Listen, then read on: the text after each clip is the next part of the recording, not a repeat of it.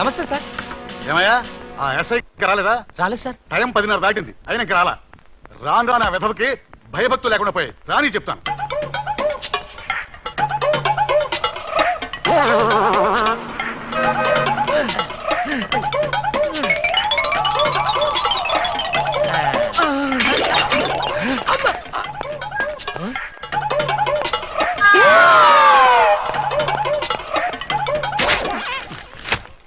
నా జీప్ వేసుకొచ్చింది నువ్వేనా?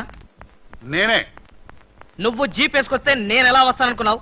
నీకు నా సైకిల్ వచ్చాగా. జీపు నాకు, సైకిల్ నీకు. నువ్వు హెడ్ కానిస్టేబుల్వి, నేను ఎస్ఐని. ఎస్ఐవా? రేయ్, ఏఎస్పీ గారింట్లో ఎంగిలాకులు ఎత్తేసి నిన్ను ఎస్ఐ చేసింది నేనురా. బాబాయ్, ఫ్లాష్ బ్లాక్ వద్దు. నా సీట్లోంచి లేచి మర్యాదగా నాకు రెస్పెక్ట్. నిన్నటిదాకా లాగులు లేకుండా తిరిగిన వెధవ్వి నీకు నేను రెస్పెక్ట్ ఇవ్వాలరా. నిన్నటి దాకా లాగు లేకుండా తిరిగేవారా? చిప్పాడు. చేతగాని పోలీసులు, అసమర్థ పోలీసులు, చేతగాని పోలీసులు. ఆగండి.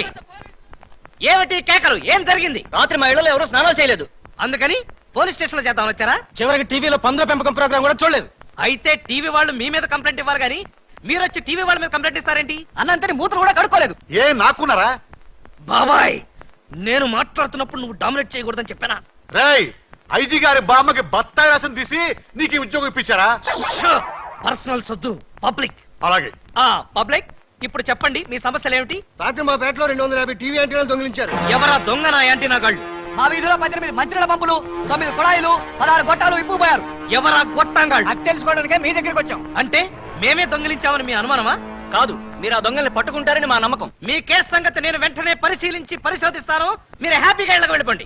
రండి బాబు రండి. Star TV, Zee TV, MTV అన్ని ఛానల్స్ క్యాచ్ చేస్తుంది. రండి తీసుకోండి. ఏ యాంటీనా అయినా సరే 10 రూపాయలు, ఏ యాంటీనా అయినా 8 రూపాయలే. రండి బాబు రండి. 8 రూపాయలు మాత్రమే. ఆగండి ప్లీజ్.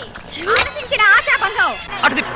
ఏ కుళాయి 8 రూపాయలే, ఏ ట్యాప్ అయినా 8 రూపాయలే, ఏ గొట్టమైనా 8 రూపాయలే. రండి సార్ గారు, రండి రండి.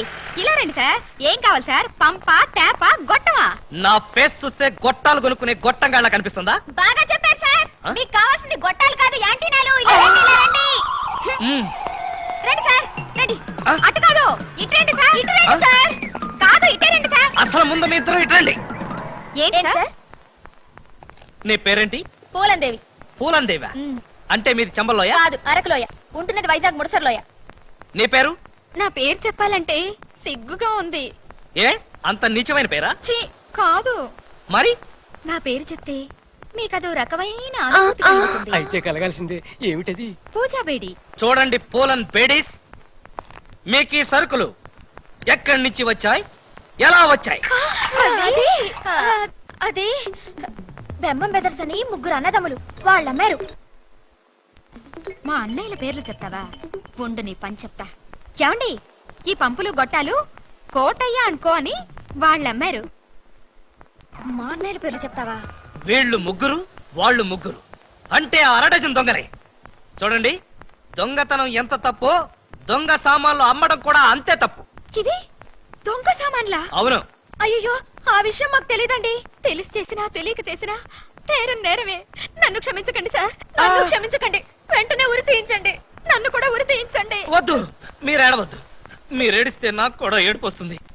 సరే, ఈసారికి మిమ్మల్ని క్షమించి సామాన్లు మాత్రం తీసుకెళ్ళిపోతాం. కానిస్టేబుల్స్, సామాన్లు జీపులు ఎక్కించండి. ఏ సామాన్లు సార్? అవేనయ్యా, యాంటీనాలు, పంపులు. పంపులేవి? అక్కడ యాంటీనాలు కూడా మాయమయ్యాయి సార్. మనం ఇక్కడ ఉండగానే సామాన్లు ఎవరో లేపేశారు సార్. ఎవరో కాదు, ఖచ్చితంగా ఇది 1/2 డజన్ దొంగల పని. వాళ్ళు ఎక్కడున్నా సరే వెతికి పట్టుకుని వాళ్ళ పెళ్లి